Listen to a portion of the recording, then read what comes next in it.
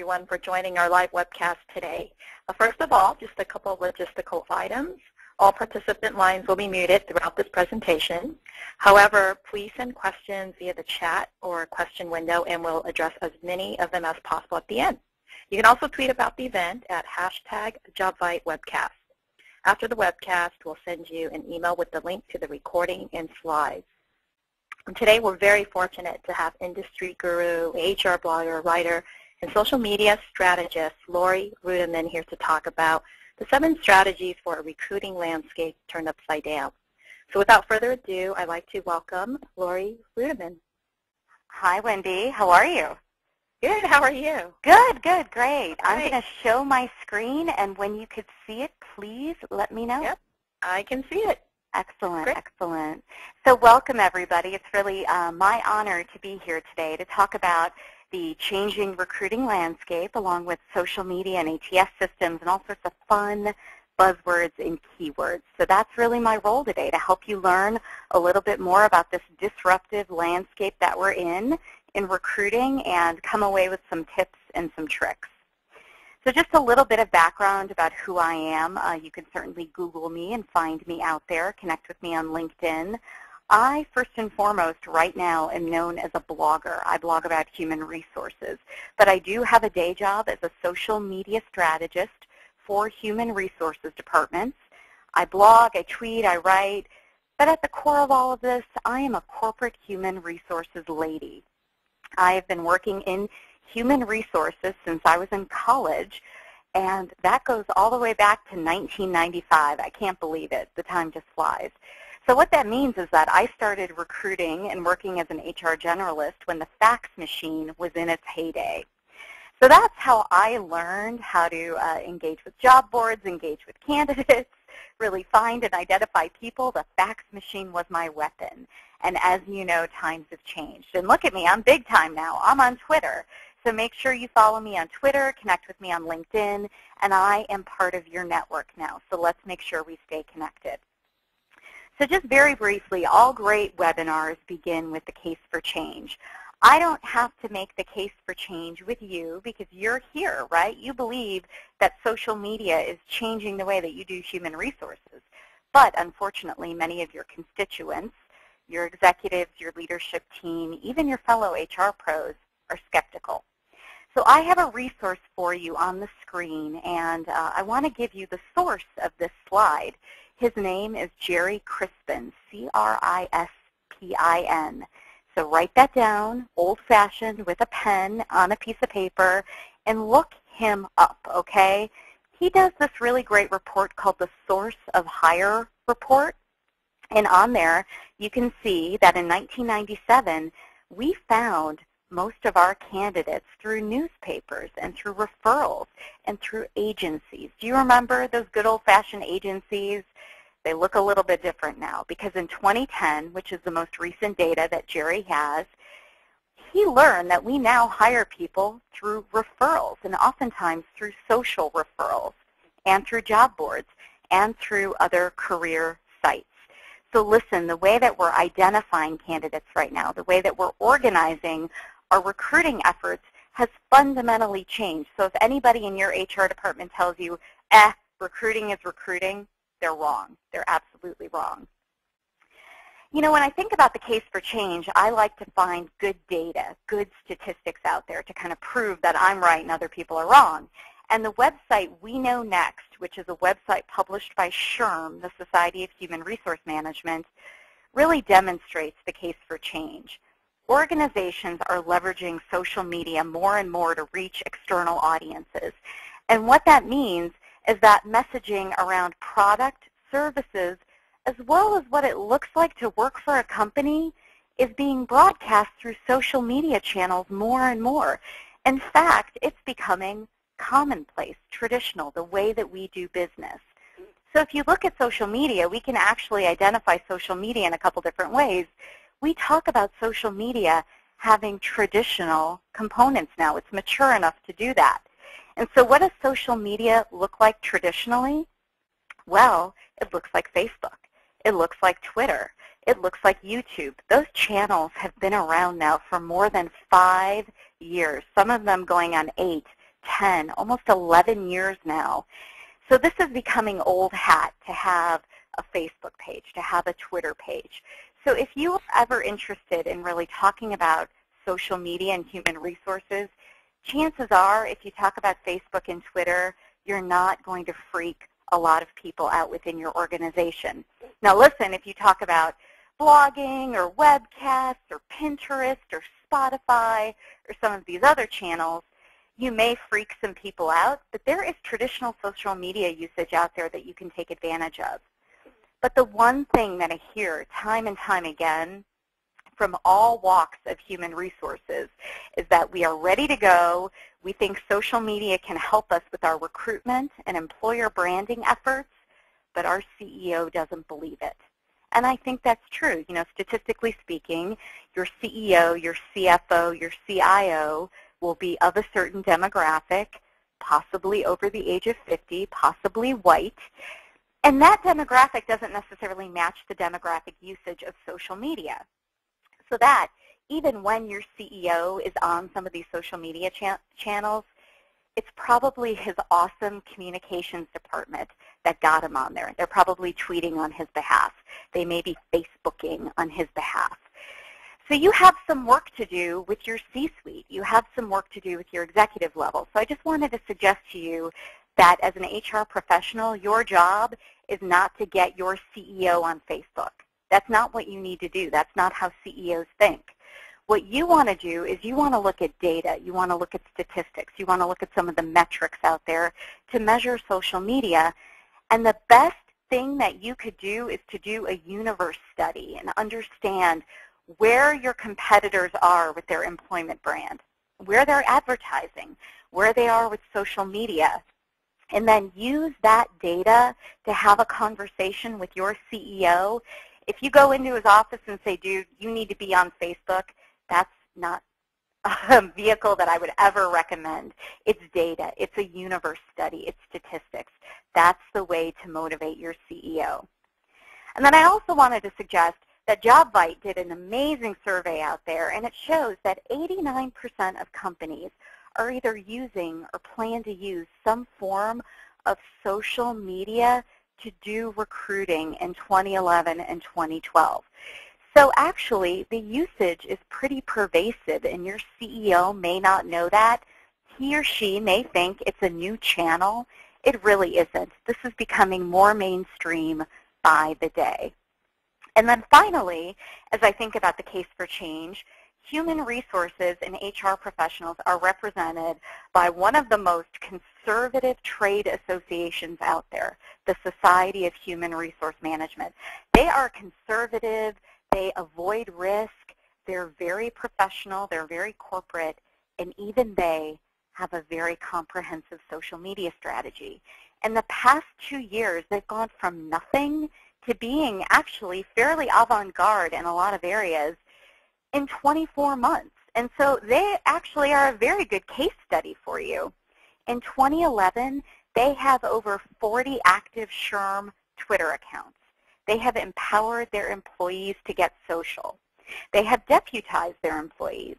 They have a mobile-friendly website. Now listen, is their website amazing? No, it's okay, but it's better than your career website. I can almost guarantee you that.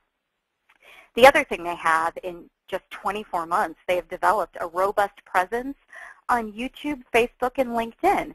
And they're also taking their social media strategy and making sure it's aligned with their chapters and their events, and really thinking about SHRM as a brand and also SHRM as what they sell to consumers. They sell memberships to you, right? They sell both state and local memberships. So they've really tried to think about their employment branding strategy, their consumer strategy, and even SHRM's internal HR department, and you know they have to have one, they hire people, even they're on Twitter. They're on there at SHRM Life, and they are talking about employment brand, they're talking about events, they're talking about the profession. So if you ever wanted an example of what your HR department should be doing, go there. That's an absolutely great example for you. But the one thing that SHRM has that you probably don't have is that they have a leg up on some of the lexicon the language around technology and social media. So I thought maybe I would just level set today. I don't know, do something crazy and share some definitions with you so that we are all speaking the same language. I think that's really, really important. So the first thing I want to talk about is this concept called the cloud. Now, you may hear it. It's in all sorts of commercials. It's in all sorts of advertising. But, you know, when I started recruiting, we received resumes off of a fax machine. And eventually, you know, we got fancy, and those resumes started coming in through email. And then eventually, I had the capability to save resumes on something called the K drive. Now, I don't know if you have a K drive, or you have a D drive, or you have an F drive, but all that means is that I was able to save resumes and then eventually get a system to search those resumes based on keywords on a computer or a server. And most often that computer, I never really saw it, but I knew it was down the hall. I knew it was in a closet. I knew some IT guy that I had hired had access to my K drive, and he could fix it, right, if anything went wrong. Well, those days are a little bit over. Now, many recruiters are going out to the cloud, right, the fancy cloud. And what they're doing is they're looking for people. They're sorting and storing resumes, and they're managing the entire hiring process in this amorphous concept. So what is the cloud? Well, it's just a word that demonstrates that your IT infrastructure is managed elsewhere. So your HR data, your profiles, your resumes, your HR hiring systems, all of that is stored off-site. So think about it. Applications that are run from networks that you're used to kind of physically seeing are now run somewhere else. You don't manage it. You're a customer. So if you think about the internet, really, everything is an app. The internet is one big app. When you get your weather, especially when you get it on your smartphone, you don't own that system, but you trust that it's a secure system that you can go out to, get data from, and that data matches reality. And you also trust that your phone is not going to get hacked in this entire process. That's the cloud, right? And that's how people are recruiting these days. Recruiters are poking around social networking sites. They're going out to job boards. They're creating communities online, but they don't have to manage that infrastructure, right? There is no more HR, IT infrastructure that we own. And it's liberating. Recruiters now can focus on the cloud, and they can speak to a mass audience, and they can actually start to go through big data and find a needle in the haystack, that perfect candidate. So really, when you got to the cloud, it's about fishing where the fish are. The cloud exists, and recruiters are mining it and sourcing it for information. And they're also deputizing other employees to go out to the cloud and also find great employees who can generate, I don't know, amazing referral and great results. So that's really recruiting in the cloud. So let's talk about social recruiting, because I really dislike this term. All recruiting is social. If you don't socialize with your candidates, you can't even hire them, right? You have to have a conversation with your candidates. And just because that conversation begins on the internet doesn't mean that it lasts on the internet, right? You can start a conversation in the cloud, but the cloud doesn't replace the hard work. You have to prep the candidates, you have to talk to them, and OMG, you have to negotiate that offer, right? You can't do that virtually. You have to interact with people. But social recruiting at its core, and you know, a lot of people get really geeky about this phrase, social recruiting is really about a strategy of using the cloud to find, identify, and eventually hire great candidates. So you, if you're currently running some ads on Facebook or Twitter, and I know some of you are doing that, you're social recruiting. You may not call it that. You may not think you are, but you're doing it. And so for me, social recruiting and really recruiting in 2012 is all about integration. It's about an integration of digital, social, cloud, and also real-world communication. So I just want to put it out there that many of you are engaging in the world of social recruiting, and guess what? Your CEO and your CIO doesn't even know it. I love it. So let's quickly talk about what the heck an ATS system is, because a lot of you know the word ATS, but you know it from a whole bunch of years ago when there was a company out there called Resumex, right, back in the day. And so really, an applicant tracking system at its core is just a database for recruiters. That's it. That is absolutely it. The applicant tracking system only is as good as you are as a recruiter. I want to put that out there. It enables you to better manage your resumes and your applicant information, and in theory, many ATS programs will automate the recruiting process and manage workflows, but you still have to have a really good recruiting function, and you have to be a really good recruiter in order to leverage the technology that's included in an ATS system. So I'll tell you, a good ATS system, it absolutely streamlines workflow between recruiters and hiring managers. It increases collaboration. It can remove administrative burden. And it could provide a great candidate experience because your process is organized on the back end and you're not missing requisitions or losing candidates. You've got tons of information out there, but listen, can you recruit without an ATS system and be efficient? Absolutely. Can you hire people without an ATS and still comply with federal and state guidelines? I know that's a huge question out there. The answer is yes. If you've got a good recruiting process and you're organized, you may not need to buy a huge system. Are ATSs just for big companies? No, not at all. You can be a small company and still take advantage of the technology. And are ATS products expensive? Well, they're more expensive than free, right? They're all priced differently, but ATS products are nimble, they're huge, they're small, they vary, and they're also more and more based in the cloud. So you don't have to buy this big, expensive, encumbering package that you have to install on that server that sits in the computer down the hall. I mean, you don't have to do any of that anymore. You can buy an ATS system that is located in the cloud. So it's actually very different from when I began encountering ATS systems around 2000, 2001. So I found that my HR clients, the people who hire me, start to talk about an ATS system when the volume of both openings and resumes get too high to track in Excel. So if you're having difficulty staying on top of this in Excel, it's time to start having a conversation about an ATS system. And if stuff is getting lost or missed consistently, or if you're not able to really source and mine those candidates who are coming in from your career website, it's time to start talking about an ATS system. So I hope that's helpful for you. So I very briefly want to talk about 7 things we can do to recruit more effectively in a very, very disruptive landscape out there. So I'll give you some tips and tricks, and the first thing you can do is to create constant and ongoing connections through the cloud. So we've already identified the cloud. We know what that is now.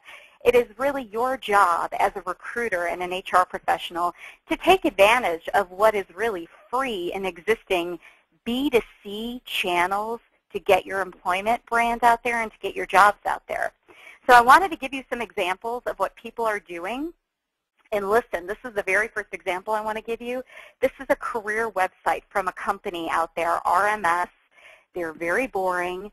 They're not sexy at all. They're kind of like you. They're in a heavily regulated environment. They do risk management. They do insurance. They do financial modeling. And this website, from my perspective, is everything yours needs to be. Clean, elegant. It incorporates really, really great social recruiting elements in there. If you scroll down, you can see all of their social networking properties. It's just a fantastic example for you. I also wanted to show you that if you are a recruiter and you're not currently advertising your jobs on LinkedIn, you are missing out on a huge opportunity. LinkedIn is one of the stickiest and most professional and most credible ways to advertise your job out there. So as a recruiter, if you're looking for a place to put your jobs, this is Waste Management's website on LinkedIn. This is a resource for you. I wanted to also show you what a company called Living Social is doing out there right now. Living Social is a technology company, right? You can go, you can get on the internet, you can look at them. What they have done is they've created a Twitter feed just for their jobs. Now listen, a lot of HR consultants out there will tell you that this is a waste of time, but this is not a waste of time. They have one channel where they list their jobs. Google is finding this. Google is indexing this, so if you're a candidate and you want to learn a little bit more about living social and you type that into Google, this is going to come up. This is a really great free and simple and easy and non-controversial thing that you can do in your HR department to start pushing your jobs out there. The other nice thing I like about this is that if somebody happens upon one of your jobs, they can share it with other people. It's so easy to share on Twitter. This is something you should be doing absolutely. Another great example that I wanted to show you is Whole Foods. Whole Foods is kind of a fun and a trendy company, right? Everybody thinks about Whole Foods and they think about, I don't know, hippies, dudes in Birkenstocks, guys with chin beards, right? So they think of it as a trendy brand, and it absolutely is. So Whole Foods has leveraged Facebook to get out there and talk about their jobs, their employment brand. But there are a lot of very conservative and traditional companies that are out there on Facebook. And one resource for you is a company called KPMG. KPMG is, just a traditional financial company. They're heavily regulated. They're very conservative. And they are using Facebook to talk about their careers, to talk about the experience of working at KPMG. And again, it's so simple. It's free. It's easy. And it's something you should be doing right away. I wanted to show you Google Plus because a lot of you before this webinar emailed me and asked me to talk about Google Plus. So Google Plus is the latest social networking site out there that's very trendy. And PepsiCo Jobs is using Google Plus to talk about its employment brand, to talk about its career opportunities. And there's a guy out there, write his name down, Chris Hoyt, H-O-Y-T. Chris Hoyt is really the brains behind this strategy, and PepsiCo Jobs was one of the first companies to put a career page up on Google+. Now listen, PepsiCo Jobs is kind of like your company. You may still be laying people off. They just announced pretty significant layoffs, I think it was last week, but yet they still have positions that they need to fill. So your recruitment and employment branding strategies don't stop just because you have to lay a segment of your population off. You still need to be out there, and Google Plus is a really good challenge for you to do. All right, so I want to talk a little bit about collaboration because the second thing you need to do, there's so much out there right now. You need to get your positions out there socially. You need to make sure that you're doing everything right. You've got a recruitment marketing strategy. Recruiting in 2012 is all about collaborating. It's all about, my favorite word, deputizing people to work with human resources and really be advocates for the brand.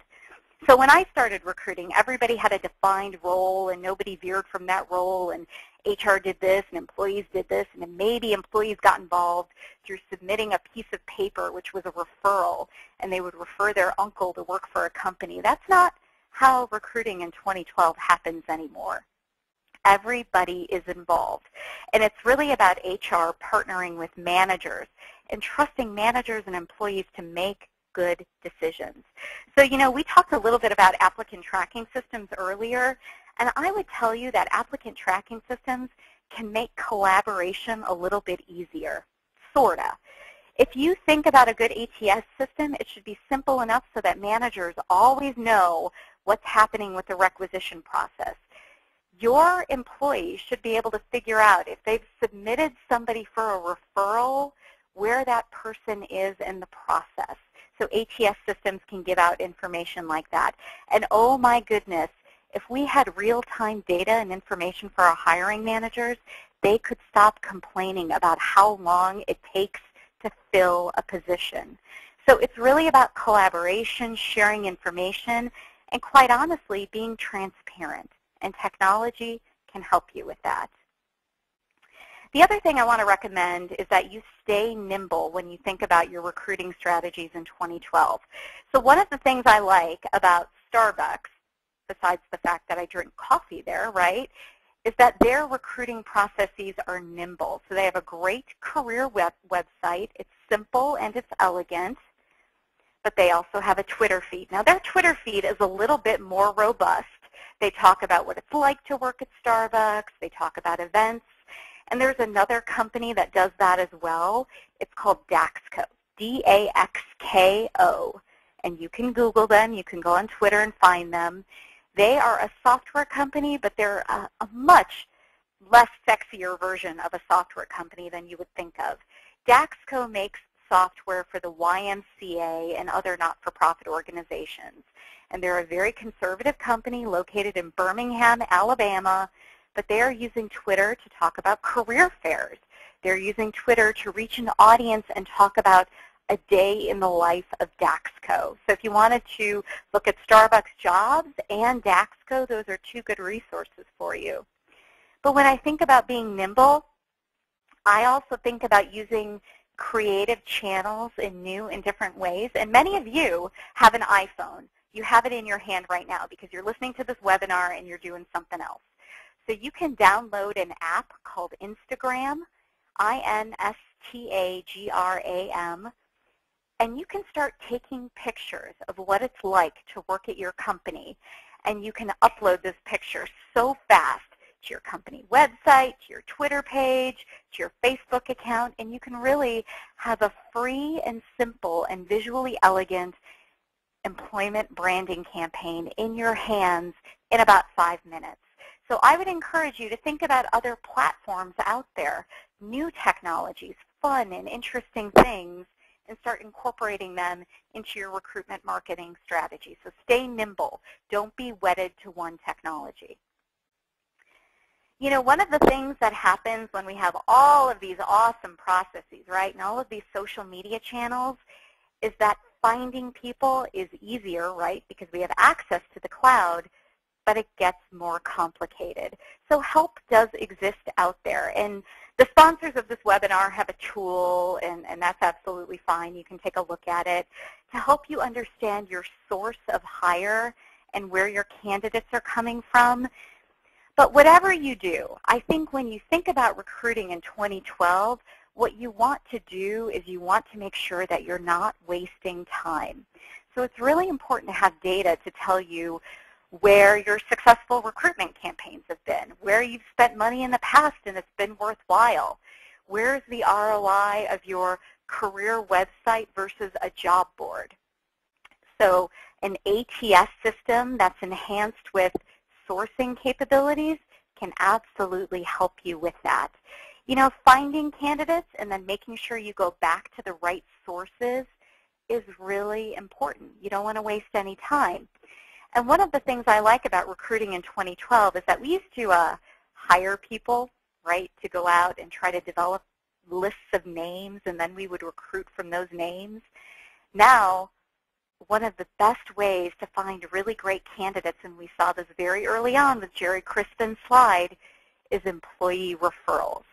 So one of the things that you need to make sure is happening on your career website is that every job you have out there can be shared, that your employees can go out there, see what you're hiring for, and they can share it. And I don't mean send an email, because I am 37 years old. I read email.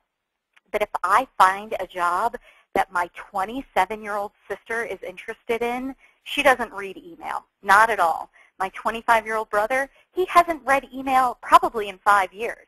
They text, they tweet, they're on Facebook. So if your jobs can't be shared across those platforms, you're going to miss out on a candidate pool who may be very interested in your company but won't read an email, right?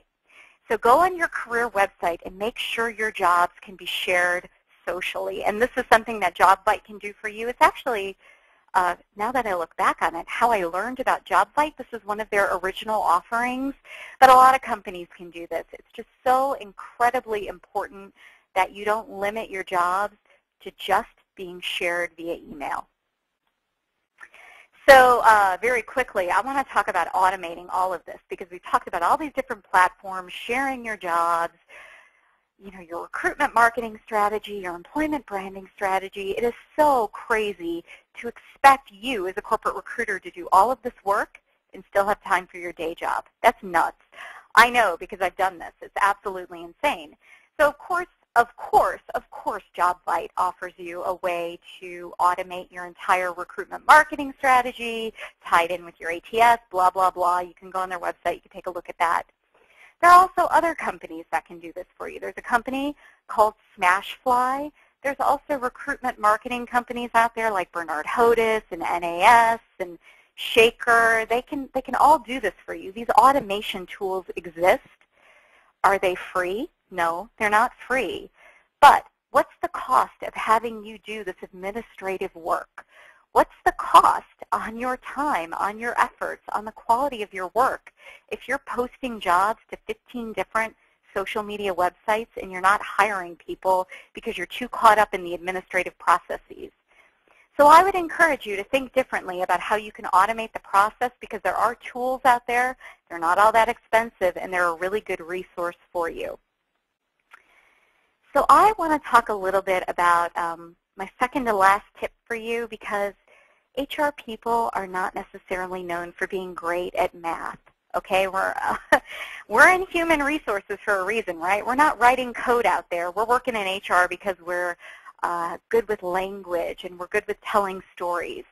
But data is so big out there. And as a matter of fact, data is what helps us tell a story. And your CEO and your CFO and even your chief HR officer now believe that if you can't measure it, it didn't happen. I'm going to tell you something. I take issue with that statement because you can't measure love, right? You can't measure how happy you are when you get puppy dog kisses. All of those things are kind of amorphous and intangible, but you can measure human resources. And in fact, if you're not measuring the aspects around your recruiting process, your efforts may be wasted. So, of course, Jobvite, again, offers a tool, right? But there are a million tools out there, and I think you need to figure out what you need to measure at your company in order to tell your story within your recruiting and HR department. So for me, some of the things I like to measure, well, let's take it from the beginning. Source of hire still matters. You need to figure out where you've put your money and whether or not that's been a good investment. So source of hire still matters. Should you be paying money to a job board, or should you take that spend, and you know, we don't have huge budgets these days. Should you take that spend and apply it to your career website and enhance that? That's a really important thing to figure out. How about time to fill, right? And not only time to fill, but time to fill based on source of hire is another thing that is so very important, your CEO and your CFO. And how about a diversity commitment, right? There are tools out there, and I don't just mean very basic, vanilla, affirmative action reporting tools, but sophisticated and very inexpensive ways of looking at whether or not you're meeting your diversity commitment. For me, I know I was very inspired a couple of years ago. I heard Ted Kennedy speak.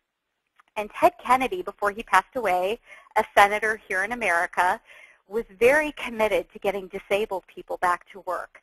The unemployment in the disability community is over 50%.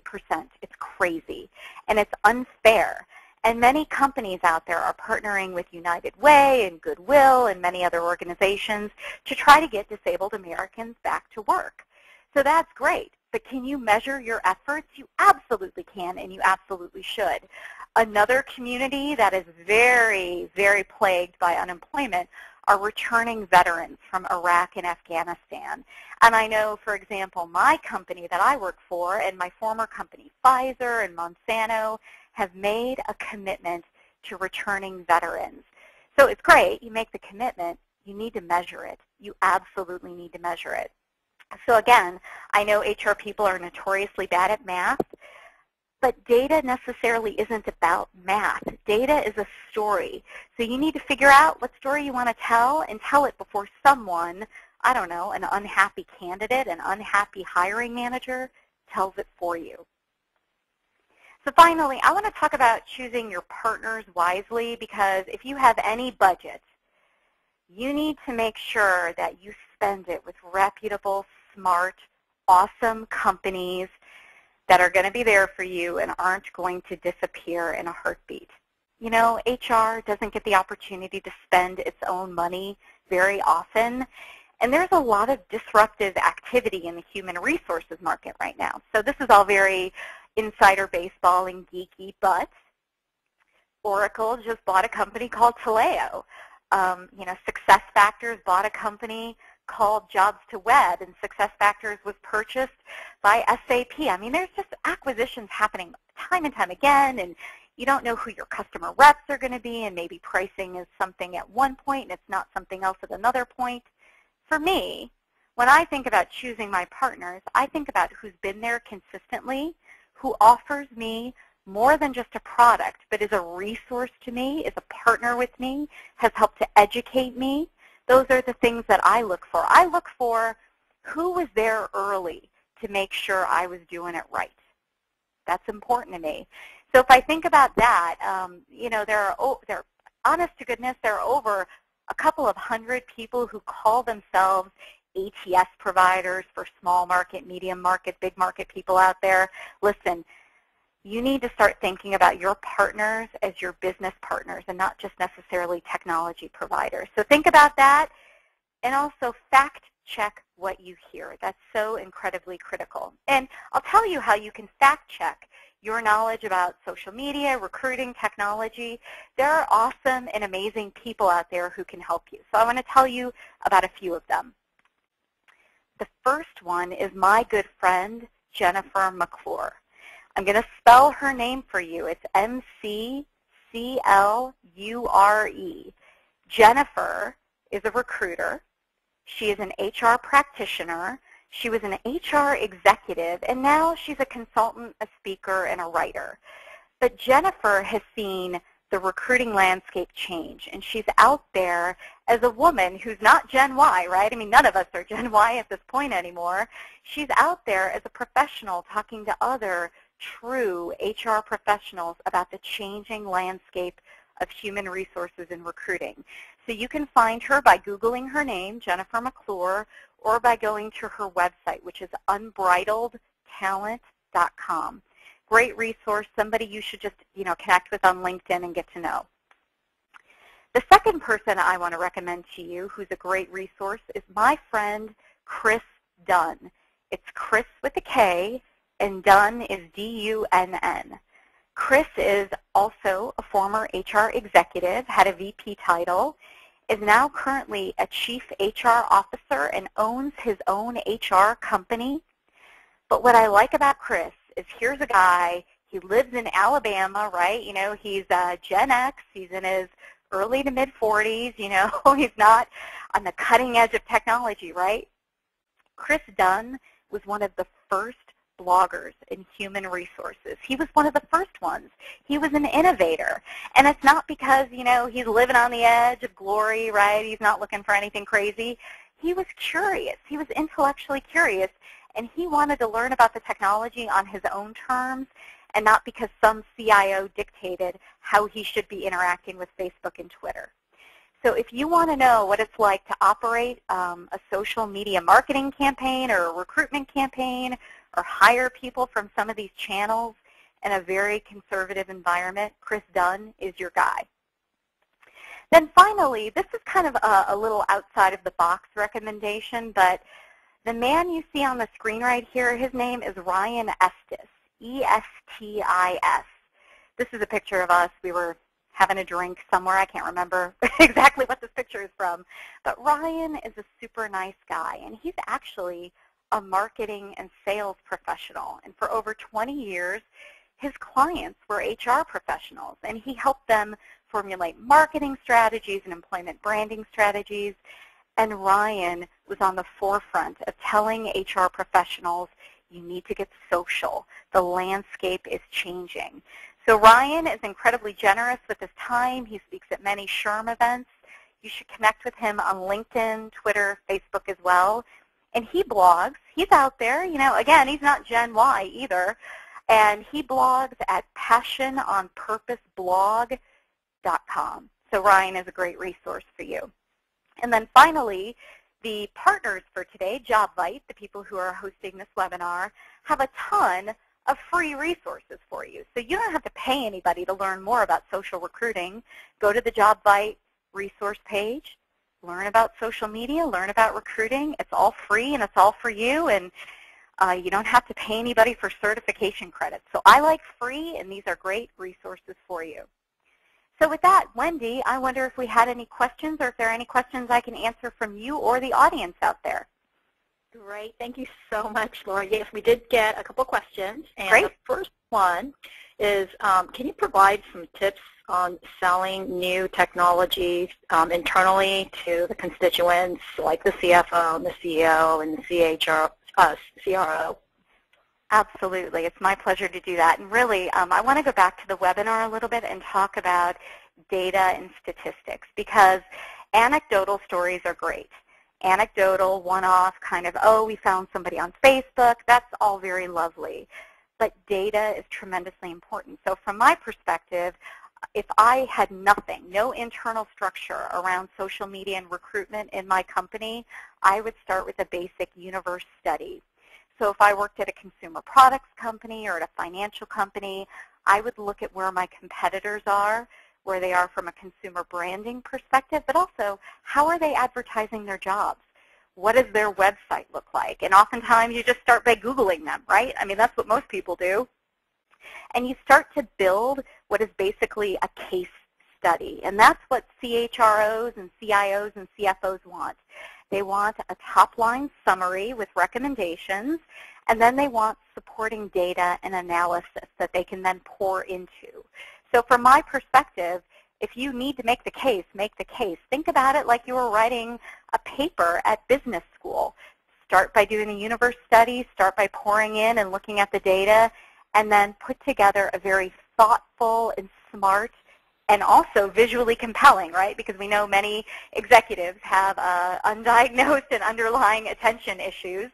So put together a really great presentation and make sure you have it laid out in such a way where you give them the summary, you give them the recommendations, you talk about what the competitors are doing, and then you have the back-end data and research to supplement your arguments and your recommendations. Is that helpful, Wendy? Yes, it is. Then one more question we had was really, because we're up on time, is you talked about some of the recommendations. What about lessons learned, what not to do? Yeah, absolutely, absolutely. Well, I think what you don't want to do, and believe me, I recommend people be intellectually curious all the time and kind of go out there and play with technology, but I don't think you want to go out there and start putting your company on social media sites and listing your jobs and opening up a Facebook without really thinking about a strategy and without having a conversation with your marketing department and your procurement department and your finance department. Because chances are, and I know this is true for me, finance and marketing and procurement people can be a little weird, and they're different than human resources, but they have done their research on a lot of these platforms. They understand who's good, who's not good, and they actually have learned some lessons themselves. So for me, I would go out there, I would learn a little bit about some of these social networking sites, and then I would go back internally to my internal partners and ask questions like, hey, have you ever heard of Facebook? Are you on Twitter? What is our company doing? Have you ever heard of big companies in the HR market? Can you help me research them? And you know what? Your procurement guy, your guy in marketing is going to love having these conversations with you because they're not HR conversations, they're business conversations, and that's the difference. So I hope that's helpful. Yes, thank you so much. We're just up on time. Thank you again so much, Laurie, for all the insights and advice you shared with us today.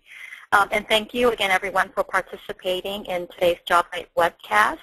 To learn more about Jobvite and how you can drive further success in social, collaborative, and intelligent recruiting, like the examples presented today, Moving Social, Whole Foods, and Starbucks, please visit us at www.jobvite.com.